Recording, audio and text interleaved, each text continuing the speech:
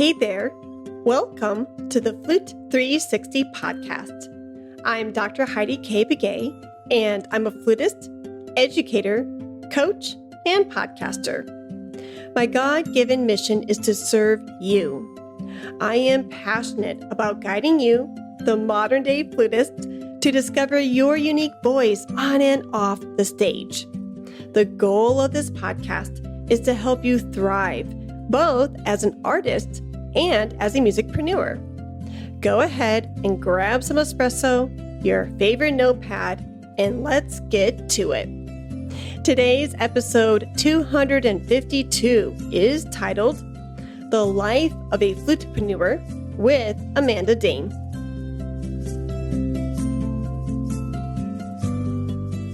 Founded in Dallas, Texas in 1996, the Carolyn Nesbaum Music Company is renowned for its international service for flutists of all levels. The Carolyn Nesbaum Music Company is your premier resource for everything flute. Their selection of flutes, piccolos, low flutes, and head joints from dozens of makers is truly remarkable. Also, their offerings of sheet music, instrumental accessories, teaching, and health resources are unmatched. Their in-house staff offers an unparalleled level of expert knowledge and personal service with an in-house repair staff certified in all major brands. Follow the Carolyn Nesbaum Music Company through Instagram, Facebook, LinkedIn, and Twitter to be updated with the latest news.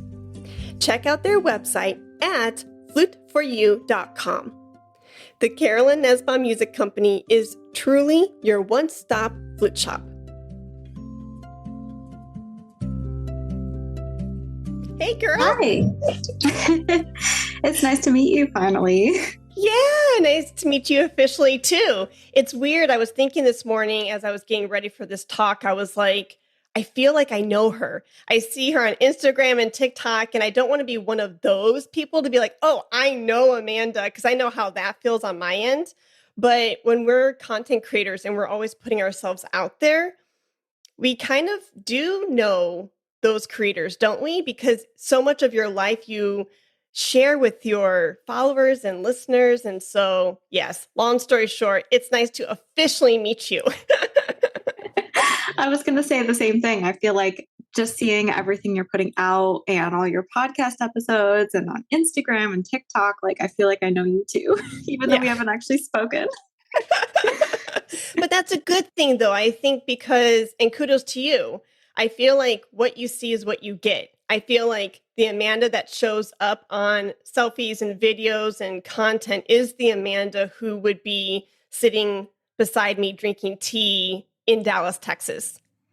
Totally. Yeah. And honestly, I feel like the most powerful content I put out, especially like the video content on TikTok and stuff, just comes from me being myself. I'm like, okay, I feel like doing something right now, like talking about this one thing I'm thinking about, and it takes me 5 minutes to make it. And it really resonates with people. And I'm like, oh, I was just being myself. Look at that. That's amazing. Well, I'm so glad that our paths have officially crossed, and I can't wait to support you in future endeavors and things like that. And what I can't wait for even more is for you to share your backstory and what you're doing with the listeners, because I know that they are going to eat up your story and really connect with what you're doing. And thank you for being a pioneer in this space. Thank you so much for having me on this podcast too. Yeah. Oh, for sure. My pleasure. So I guess that's a great place to start. I know you are a flutist, a content creator, a course creator, an educator, and I want to give the listeners a little bit of your backstory so that way they can get to know you that much better. Absolutely. So I am a flute player. I went to college and, did performance. In the beginning, I was a little bit indecisive. So I ended up doing a biology degree in my undergrad, as well as a flute degree. I was like, I really like plants and just knowing things about the world. But I definitely loved flute more. And that was, where I wanted to pursue my career. So I went on to do my master's in performance. And then sort of faced one of the challenges that I think a lot of musicians face, which is, okay, what's next? I have a master's degree. I worked really hard for this. I don't have an orchestra job. I don't have a DMA. So getting a college teaching job might be really tough. And I'm also feeling really tired after being in school for 7 years. So, Yeah.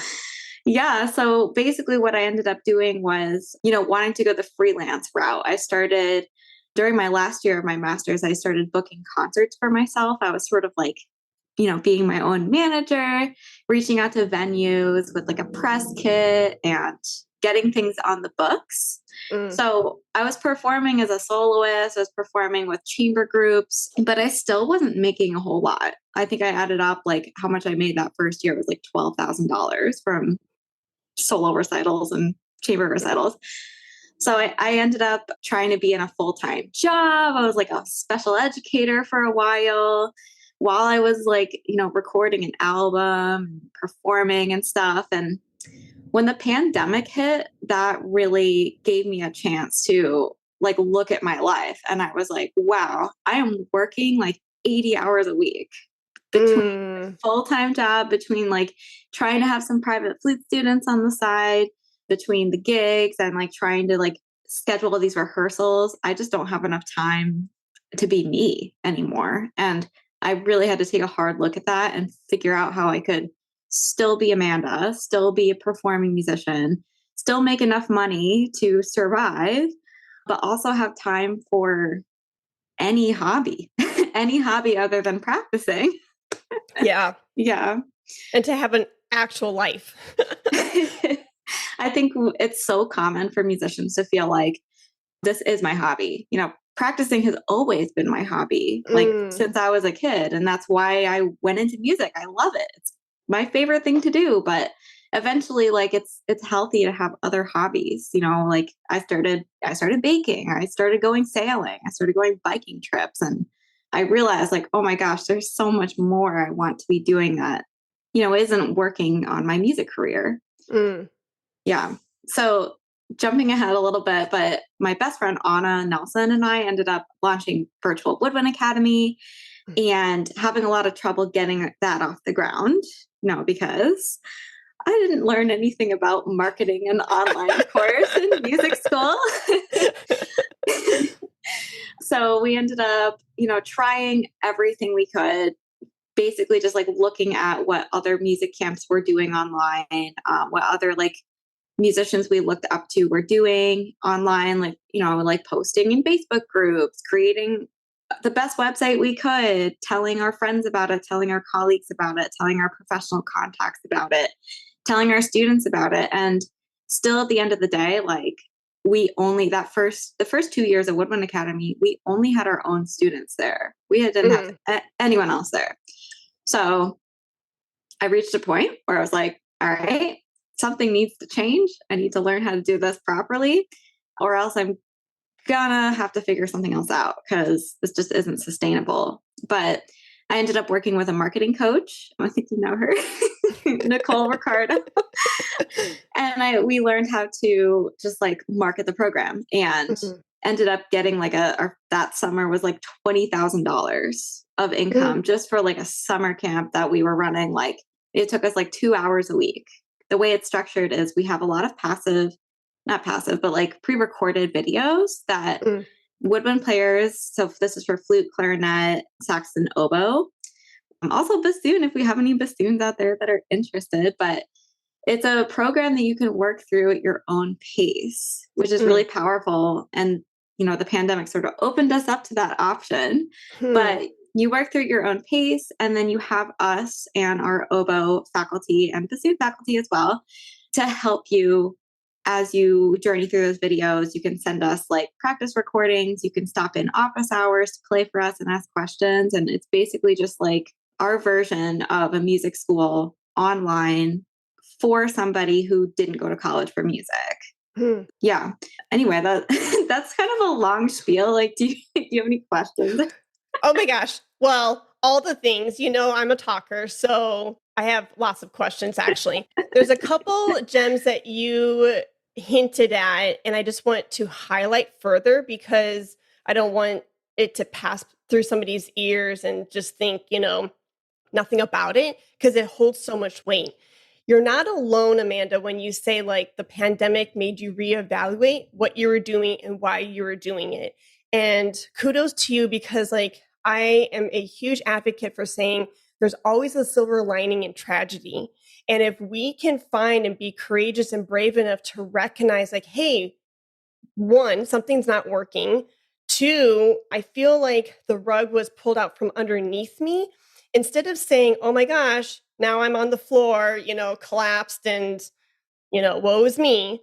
You have the choice to say, woe is me. And you can say that for like 5 minutes or however long you want to be down there. But then B, you have the option of saying, this is an opportunity to reinvent myself.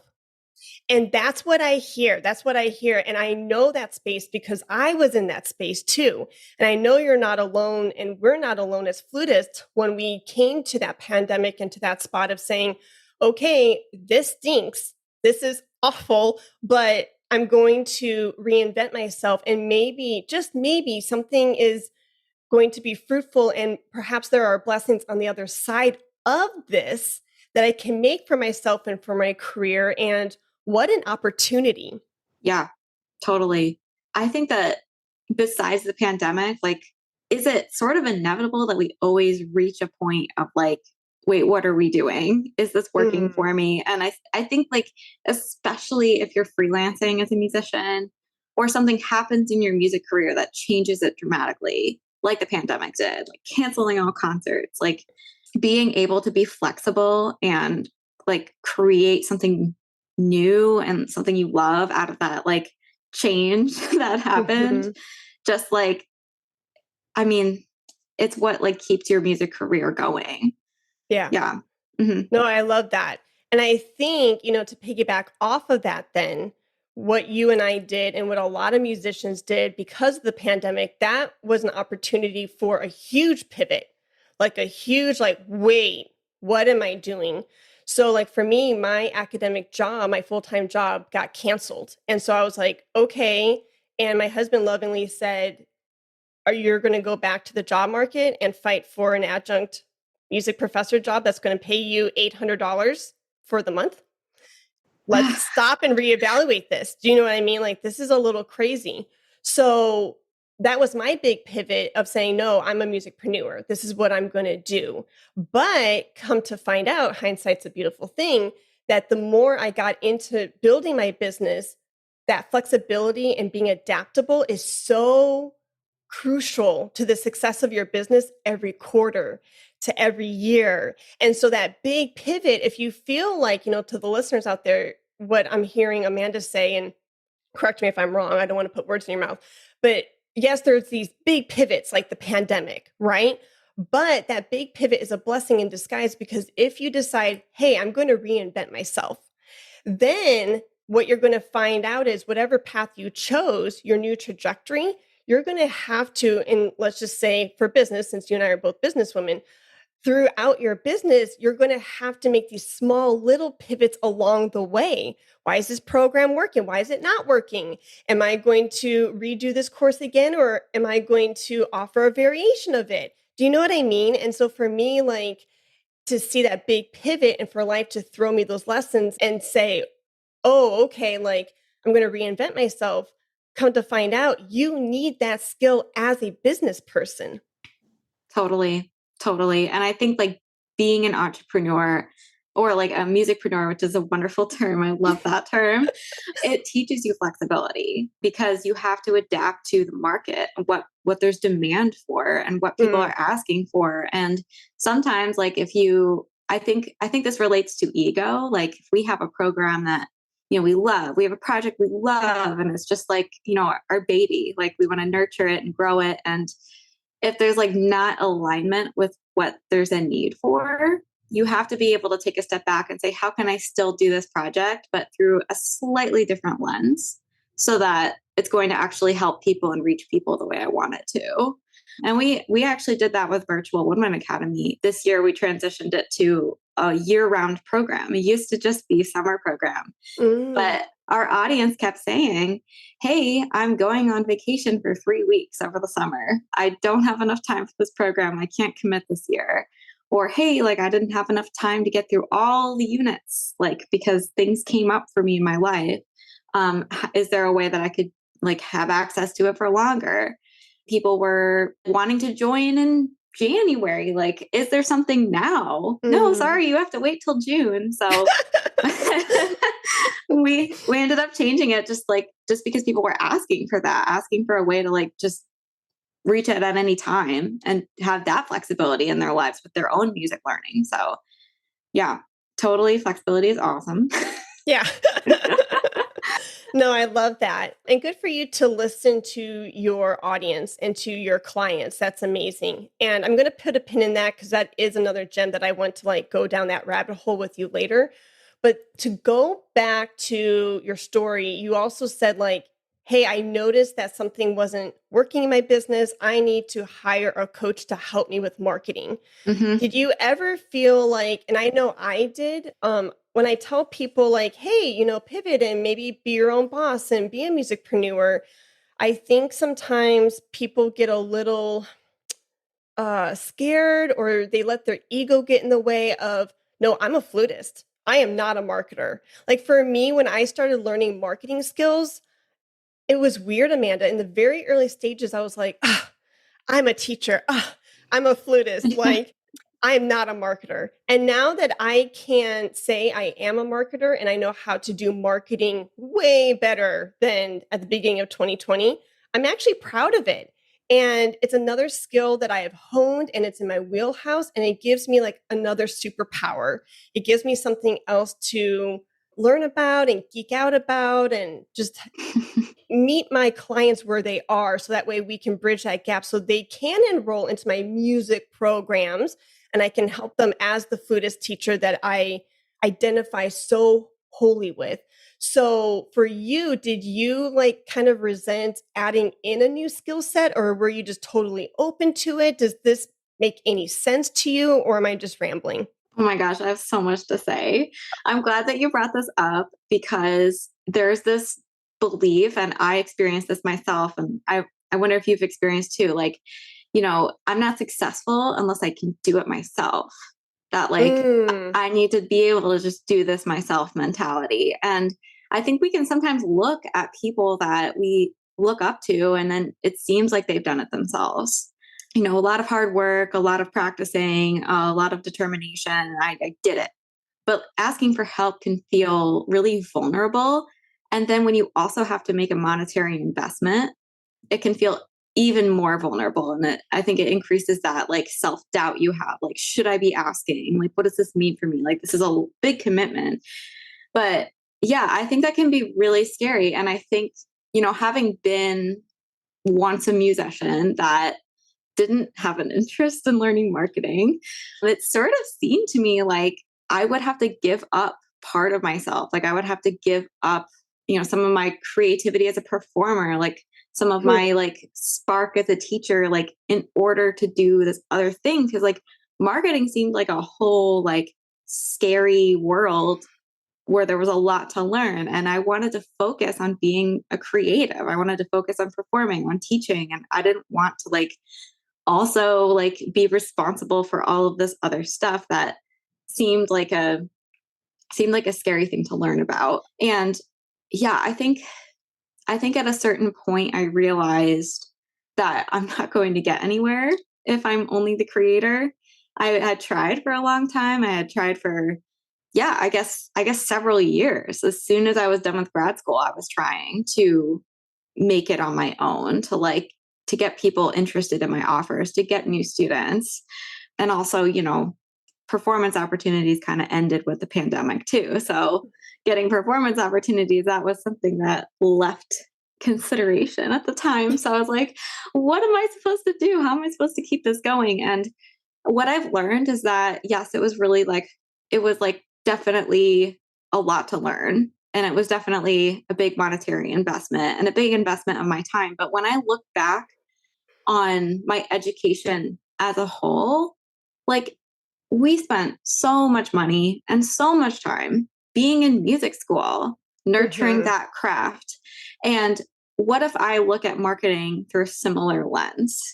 Because honestly, it's not as expensive as going to college, but it's what gives me the tools to be able to make money doing what I went to college for. so Mm-hmm. so to me, like it was worth it. Like as soon as I started with a marketing coach, I was like, yes, I needed this. I'm so glad I did this. Why didn't I do this sooner? Also, why didn't I do this while I was in school? Yeah. All those thoughts came up. Yeah. Yeah. So there's my thoughts on that. Yeah. No, I love that. And there's so much there. That in of itself could be like a 3-part series, Heidi and Mm. Amanda, part 1, part 2, part 3. And I think I'm hearing this too, because this is something I felt during that season was, like 2, 3, 4 years down further into the business and looking at like how that skill was honed. If anything, it makes me a better musician because good marketing is like connecting with your people, listening to them.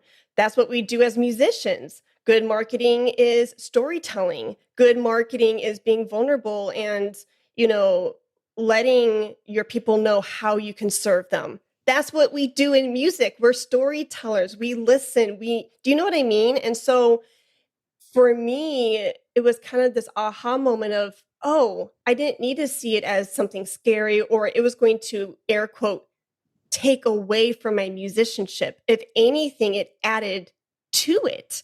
And Yeah. that's why I'm so gun ho about like at through 360, I look at the flutist from, all angles, the human, the artist, and the career go-getter / business person, because, and this is something I haven't really emphasized enough, and thank you for giving me the opportunity to share.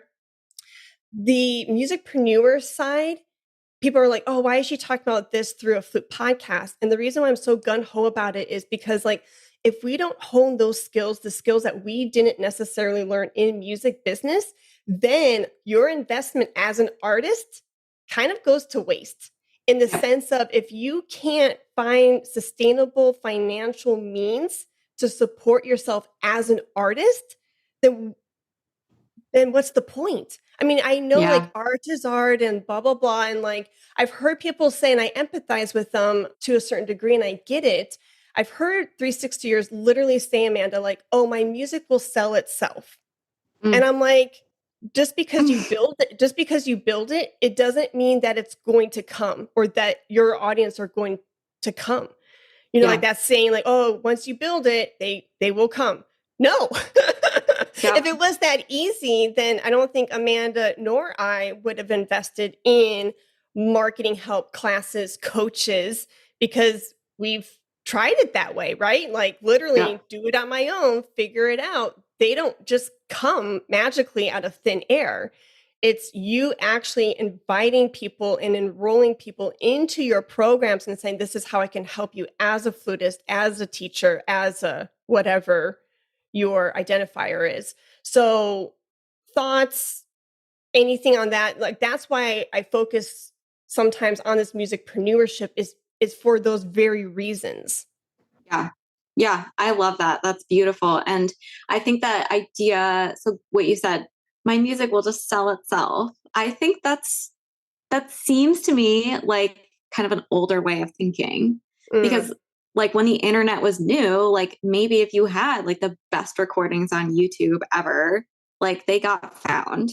But right now, like, with YouTube, TikTok, Facebook, Instagram, Reddit, like the everything is just flooded with information, mm, flooded with content creators, flooded with people playing instruments. And if you have the best video, that doesn't mean that it's going to go viral. And oh, this is something that I've been thinking about too. Like the number of views you have on a video doesn't equal how much money you make either.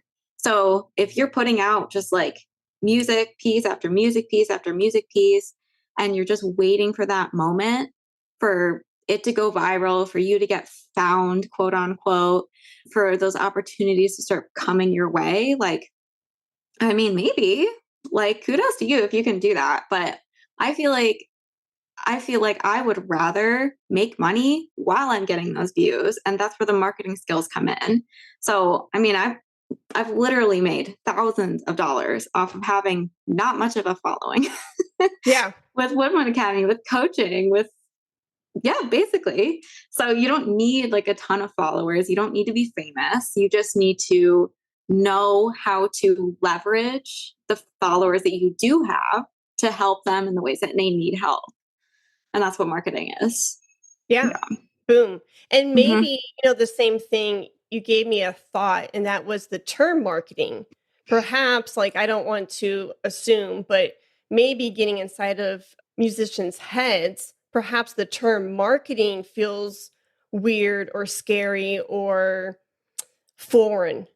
But marketing Yeah. is all it is sharing, Yeah. highlighting what you do and how you can serve people. And then sales is basically like, sales is dead, and we all know that, but it's enrolling the person, inviting the person to come and work with you.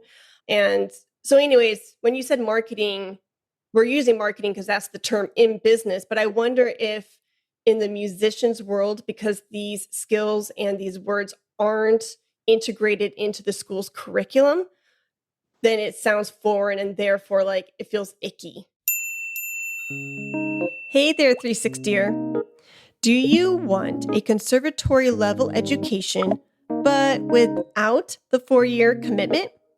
Then look no further than the Virtual Woodwind Academy, brought to you by Amanda and Anna.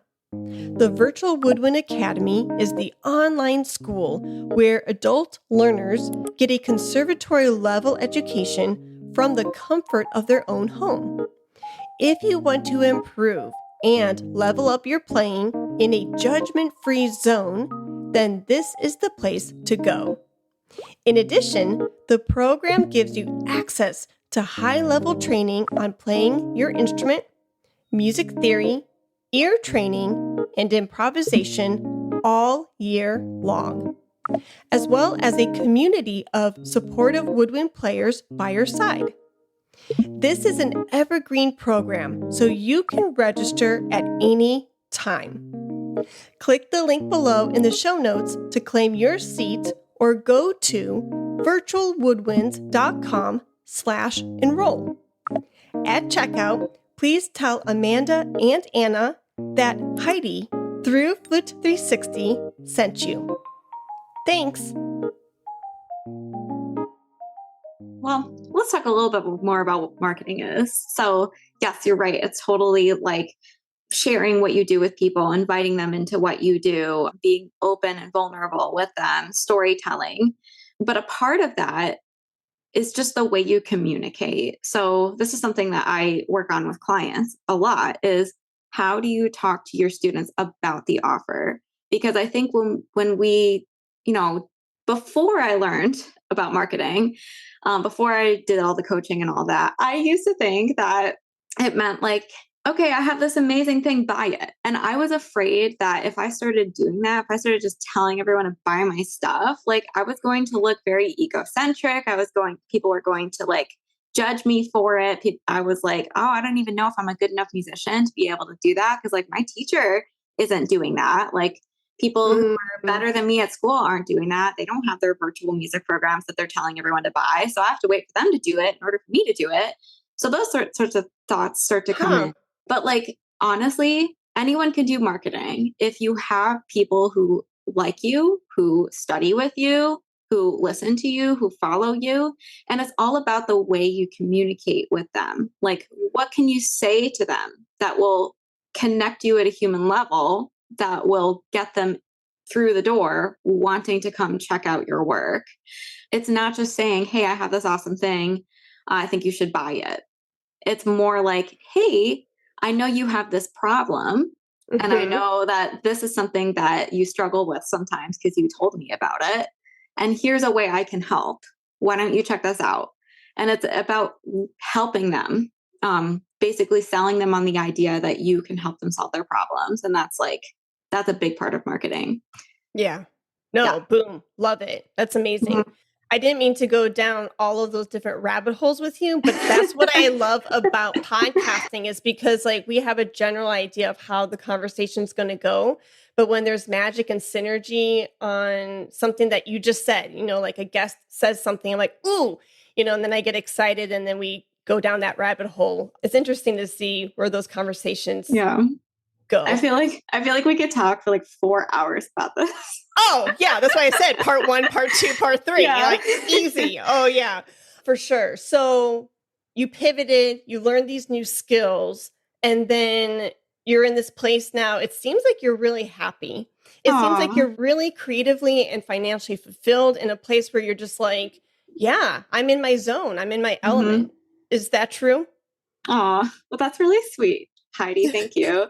Yeah, I feel amazing. And I think that it's not about my success with Work Virtual Women Academy, with my students, with my coaching clients. Like, I think it's about having a better work-life balance now and doing what I feel fulfilled to do. Because to be honest, like when we're creators and when we need to use our creative energy to make money, waking up at 7:30 in the morning to go to a 9 to 5, like it's just really draining. Because I don't know if you experience this, but like creativity comes in waves. We can't like necessarily predict when we're going to be able to be most productive. Like sometimes I'm about to go to bed and I think of an idea and then I write out like 4 Woodman Academy emails and they're awesome. Like at 11:30 at night.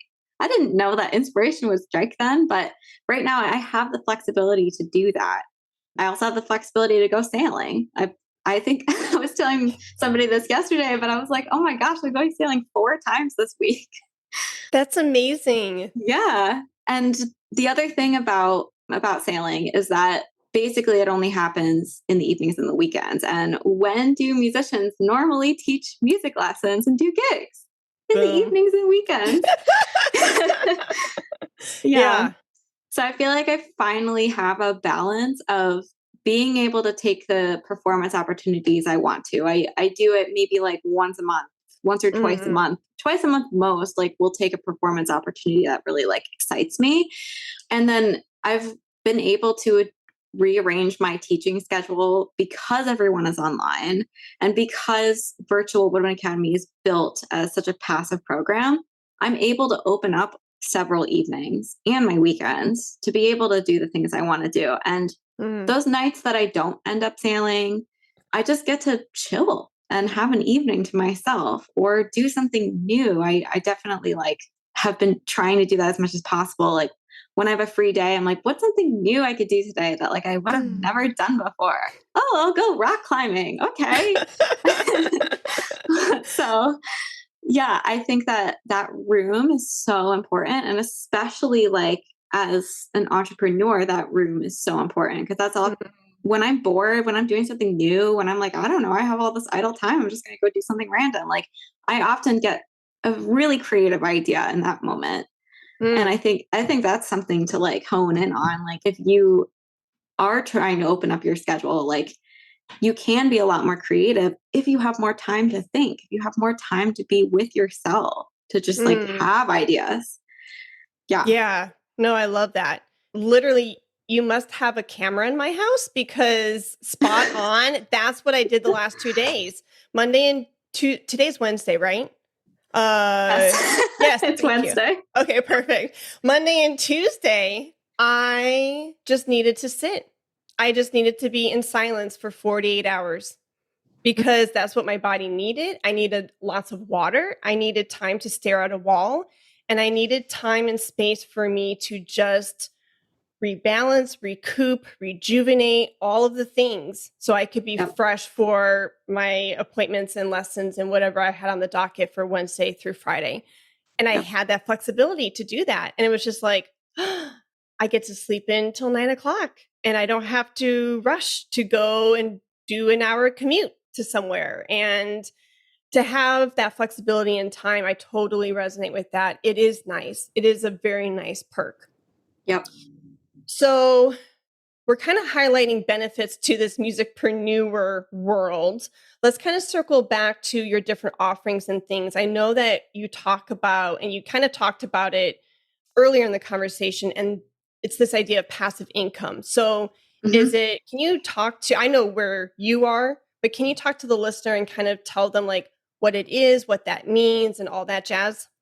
Absolutely. Okay. So there are a lot of different types, a lot of different ways we can make passive income. So you can make passive income from an affiliate link that you give to a student for like a music book or something, and then you earn a commission because you referred somebody to do it. You can earn passive income from a blog, from like basically having a link to that piece of sheet music or whatever product like on your website, and then somebody clicks on it and buys it.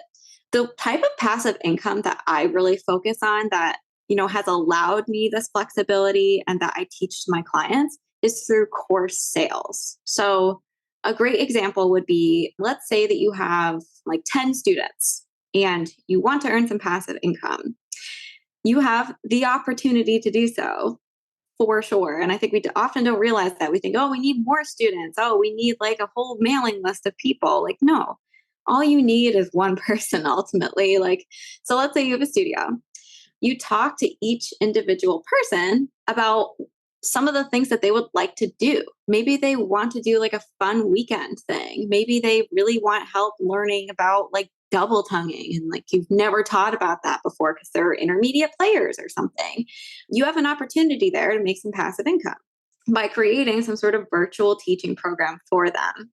So it doesn't have to be anything complicated. I think when you first launch your first virtual program, virtual masterclass, whatever, like if you can keep it simple, that's the best. Like we didn't even have a Woodman Academy website when we started selling spots for it. Like it was not set up, but the messaging was there. The relating to people was there. We were giving them what they needed help on. And that is the main selling point. So you can create so let's say that your students really want help with double tonguing. You can create a 2-hour virtual workshop on a weekend and tell them, hey, like I'm going to be doing this thing like that we talked about that'll really help you with your double tonguing. Does that sound like something that you would like to do? And they're like, oh my gosh, yes, I was literally asking about that. And you're like, cool, this is amazing. And then here we have some like sales strategies coming in, but you can say, okay, so the workshop is normally $50, but if you sign up now, you're my student. Like I really want you there. It'll be really awesome with you. You can have it for $25. So as long as you sign up by this weekend, and then you send them the link. And then, there are more advanced like things I would get into with coaching that I don't have time for it now, but like to get them to actually like sign up by that deadline. But there you go. Like you've basically created, what is it? So if you have 10 students buy a masterclass for $25, $250. And it's passive income because it's coming in before you have to teach the masterclass.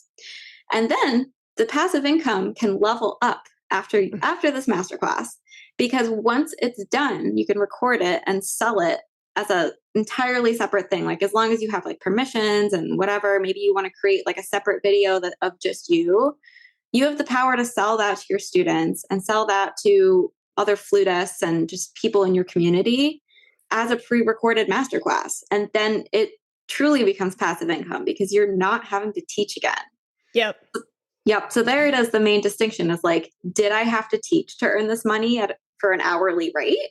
Or did it just come to me while I was cooking dinner, while I was responding to emails, while I was just doing something else? And the thing that's nice is once it's recorded, you don't have to teach it again. It's recorded, and then you can just shoot it out to, whoever else comes through your funnel and things like that. And I will say, as I'm getting older, I am realizing that that's a nice perk, because how many times do we say the same thing over and over again to our students, right? This is how you finger middle D, make sure L1 is up. We say that a million times every week, right? So if it's one less time, 2 less times, or whatever, that I don't have to repeat whatever gen that is, it feels kind of nice, because then I don't feel like a broken record. Yep, exactly. Exactly. And that's honestly a good way to get somebody hooked on a virtual program by saying, hey, this is something that we've talked about many times Mhm. the last 4 weeks. Like, and I literally have this thing that I created that would solve this for you. Like, I think it would be helpful if you watched this at home in between lessons. And there you go. Like, you've created a need for them to have this pre-recorded video that you already Hmm. made. Hmm. Yeah, and I loved what you said earlier too. We didn't even have the website. I forget what you said specifically, but we Yeah. didn't have the website, or we didn't even have like something completed while we were selling our Right. videos. And that's the thing that I want to highlight so much and really drive it home for musicians out there is we were trained to build the plane, have everything in working order, learn how to fly the plane, and then fly the plane. But Hmm. in business, it almost feels backwards. It almost feels like you're building the plane as it's flying. And it's actually kind of nice to be in that messy space. So case in point, I'm going through a massive rebranding right now of one of my companies. And I had some podcasting clients over here in the music world because I teach musicians how to podcast. And then my husband had his own podcasting clients mixed in with his like live music, musician clientele. And we're Hmm. like, wait a second, who we're talking to, it's not being very clear. Like we need to have a third business just for podcasting. Red House Productions, here we go. This is your home for podcasting, launch, grow, monetize. So Heidi can just talk to just flutists over here through 360, Hmm. and then Eric can talk to just musicians for their creative projects like albums, live sound, stuff like that. All of that is to say is I'm working with my business partner out in Colorado. His name is Rex. The sales page isn't even done. Well, the sales page is done. The sales page is done. The website is like, you could literally go to redhouseproductions.net right now and you would see a jumbled mess. It is not done. I think some of the templates, there were like text boxes and they're still in Latin. Hmm. It's not built all the way. It's not built all the way, but he's starting to sell my corporate sponsorship class to podcasters, and the thing isn't even done being built out. And Right. there are 12 videos in my class, and I recorded 3 years ago this class. And so fast forward 3 years, we're like, oh, we need to update this information. I've learned a lot more about corporate sponsorships. There are now 12 little sub videos in my course, and I recorded 4, Amanda, 4. That's it. Hmm. And he's starting to sell it because why not? We can be dumping 5, 6, 7 these videos into the pipeline as they're going through the course. It does Yep. not have to be, the website does not have to be up, done, all fancy. Yes, that's the goal. It needs to be like an actual working website. Hmm. So nobody misconstrues what I'm saying. But it's not even a polished, finished product. But we know we can be serving our people right now. We don't have to wait in 2 months. We Yep. can like start serving them right now. And sorry for going on a tangent there, but like when you said this thing isn't even built out yet and I'm selling it, I wanted to like really be in that space with you because I don't think I would have believed even myself if I Hmm. knew like me being in the space now, like 3, 4-year-old younger Heidi wouldn't have believed the space that I'm in now of saying, yeah, I'm just going to sell it. It's not done yet, but I'm going to start selling. And I Right. think I really wanted to drive that home because as musicians, again, we're not taught these things. And it sounds foreign and it sounds like crazy. Like we have to cross all our T's and dot all our I's before we can print the book. And it's like, Hmm. no, you can start selling your book now. Do you see what I'm saying? Yep. Well, I Yeah, know you, yeah, we literally did the same thing. Like I had forgotten about that. I'm so glad you mentioned it. Like you're literally not done creating your course and you're already selling it. yeah, That yeah, is completely what we did. Like, okay, all you need to start selling your course is a Google Doc where you've outlined what you're going to teach. yep. And then, because we did the same thing, we didn't have the virtual Woodwind Academy recorded at all. But and we had people signing up, like we had like a pre-sale, we had like multiple like launches and stuff. And like we had not recorded any videos yet Mm, because they don't need that. If you're confident that you can teach on that subject and they're confident that you can help them, they believe in themselves, they believe in you, that's all you need. And it doesn't like take away your credibility. Like there's nobody coming along and checking, see like, okay, Amanda, like you've sold like $2,000 in spots. Like how many videos do you have recorded? Okay, red flag, like stop what you're doing, like shut down operations. Nobody is seeing that.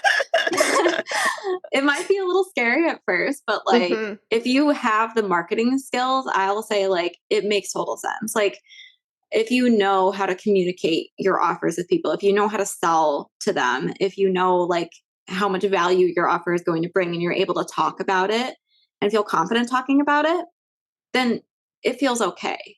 It feels totally fine. And honestly, it results in better videos. I'm curious what you think about this, but like if you have time to percolate and see who's in the program, you can sort of like, you're thinking about all that when you record the video. And then it ends up being a better video than it would have been before you made any money. And also you can get paid to create it. Yeah, no, I love that. And you're right. Like as I'm recording, then I know who's like, I've known who's been in my program with beta, but now that I'm like vamping up alpha, making it that much more pristine and just like tons more value. And I just really want to pour into the content, like new nuggets that I've learned along the way. I know who my course takers are and I can speak directly to them and it's fresh and it feels relevant and they feel heard in the recorded content, you know, and it's not like separated. It's not like I'm sitting down for 2 weeks and then that's fine too. Everyone's process is going to be a little different and just like purge and then go to my people and then say, here's the thing. I'm in it with them at the same time. You know what I mean? And I like that. And there was something that you said that got me going. Shoot, I forgot it. Hopefully it'll come back to me.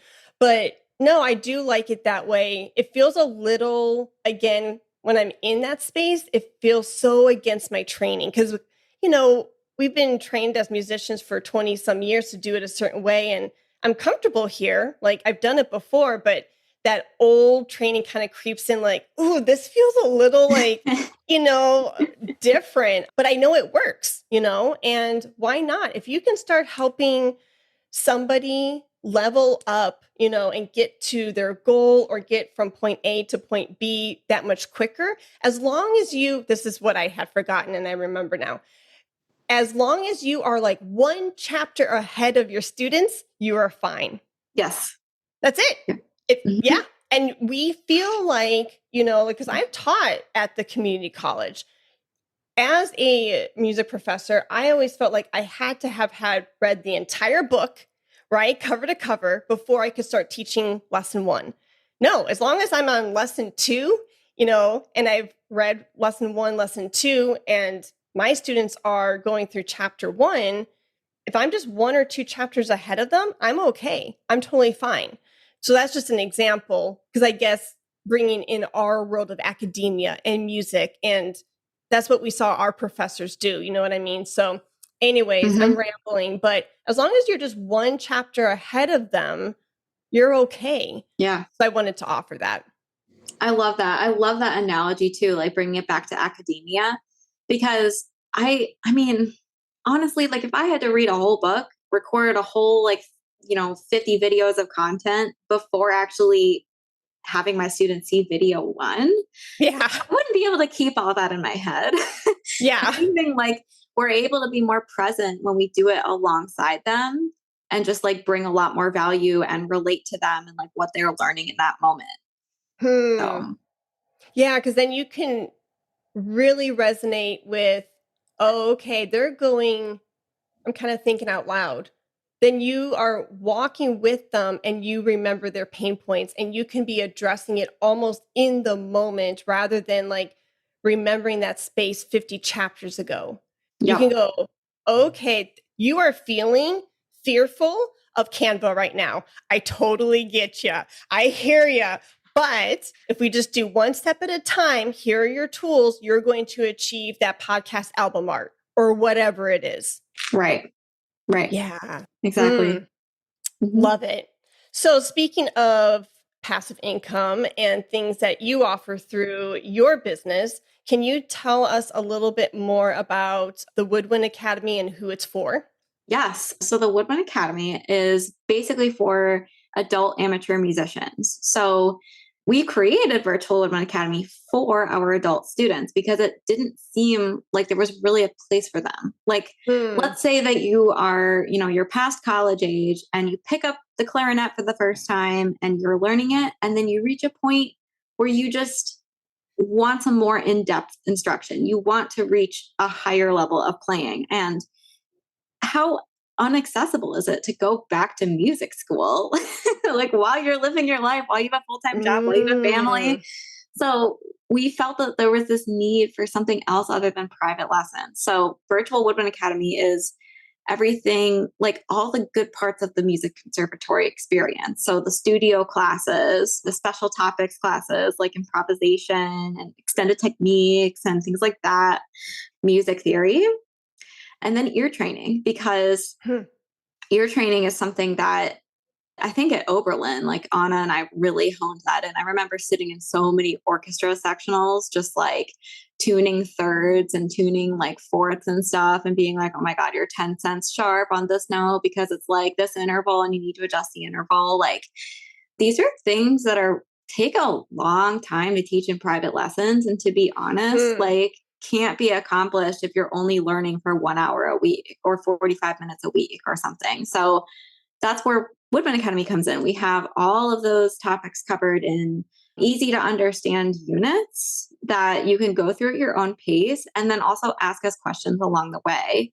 Yeah. So it's just a great place if you want to immerse yourself in leveling up your playing, especially in a band setting or an orchestra setting, to like work on those ear training skills and those music theory skills. And it's also an awesome community. We have adult musicians from all over North America in it. And it's just been a wild time. Like we've developed friendships and it's just like a really fun community. And you can stay in it all year because we extended it. Oh, wow. That's amazing. Yeah. Kudos to you. That's phenomenal. And I love how it's built and you keep, again, like not maybe a full reinvention, but reinventing it, tweaking it, just making sure that it's meeting your clientele with where they are. And that says a lot about who you are as a teacher and as a businesswoman. So yeah, hats off to you. Thank you. It's been really fun. Yeah. And I loved how, that's another benefit of being this musicpreneur is your face lit up when you talked about like the people who are in your class. I don't know if you noticed that, but you did. And it just shows me that you really love that intimate, almost family-like community that you've built for yourself and for other people. And that's what I love being in this space too, is like working with flutists from across the globe who I never would have ever encountered or called friend. Or some of my clients, they almost feel like a big sister or an aunt or a little sister, you know what I mean? And it's like, someone pinch me. I would have never thought I would have worked with flutists in California and Finland and the UK and Australia at the same time. Yep. And it's mind-blowing. It's mind-blowing to me how a digital presence can find who you're supposed to connect to, build these like really authentic and genuine relationships, and you guys can grow together. And for me as an educator, there's nothing better. Yeah, totally. I totally agree. It's just so much fun to like sort of ignite somebody's passion in music too. And then bring them into a community that they wouldn't normally have access to otherwise. And even now with like the world opening back up and we're doing lots of things in person again, like you still have an online community of people that you would have never crossed paths with on the street or never met in an ensemble that you're learning from and growing with and can lean on for support. So yeah, beautifully said. So if somebody is interested in following you and learning more about you, where can they go? Yeah. Okay. So here's the whole spiel because I do a lot of things. Yeah, busy girl over here, but also I fail. So, okay. So if you are a adult musician and want to learn more about Woodwind Academy or just be in our community, so we have a free Facebook group. It's called Woodwind Support Community. So just join, say hi, send us your practice questions. We are also on YouTube, Virtual Woodwind Academy Network, website, virtualwoodwinds.com. Maybe that'll be linked somewhere. But yeah, we are like going to be opening up. Well, the spots are open. Basically, you can join Woodwind Academy anytime, but we are like dropping some little bonuses pretty soon. So that is something to kind of watch out for if you want like a technique bonus bundle. But that is for our flutists here. And also if you are a music teacher, entrepreneur, thinking about these things, whatever, I do coaching as well. And I don't even have a website for my coaching. But I'm on Instagram and TikTok, so you can follow me at Amanda Dame Flute. That is my website. My website is my social media pages for the moment. Yeah. Nice. No, that's amazing. And you mentioned earlier that you are in need of a bassoon instructor. Is that correct? Oh, well, we're good. Instructor, but we are also open for bassoon. I think when got it. That's something that we're thinking about is our faces are all over everything, and there's a flute, clarinet, saxophone all over everything. But we do also offer oboe and bassoon programming. So shout out to any of our double reeds. There's still a place for you at Woodwind Academy. Nice. No, kid you not, like probably 70% of 360ers are flutists. And there's probably a good 30% of listeners who are composers, other instrumentalists, band directors. And so it's really bizarre, but I love it. Like the 30% of you who are non-flutists, you are always welcome in this space, but you're not wrong to give a shout out to those musicians too, because they do listen to Flute 360. So, well, I mean, you can learn a lot from any other wind instrument, especially the flute, because we require so much air. Although I will say for our double reeds, it seems like y'all have the opposite problem with like having too much air a lot of the time. But yeah, it's also just, we can learn so much from each other, from other instrumentalists. So I'm glad that there's other instrumentalists listening to this podcast. That's awesome. Yeah. No, that's amazing, Amanda. And thank you so much for being vulnerable and honest about your pivoting story. Thank you so much for just like walking us through that and showing us what some options are for, the modern day musician and for the flutist out there who is seeking and searching for something else in their career and in their life. Absolutely. And thanks for having me, Heidi. Yeah, it was a joy to talk to you, and reach out anytime. I hope you have a blessed Wednesday now that I know what day it is. And let's be in touch and have a fantastic rest of your week. All right, you too. Bye. Bye. Thanks for listening to the episode with my sensational guest, Amanda Dame. If you want more information on Amanda, please follow her via Instagram and TikTok. Her handle is the same through both platforms, which is at Amanda Dame Flute. Thanks. Let's talk about flute.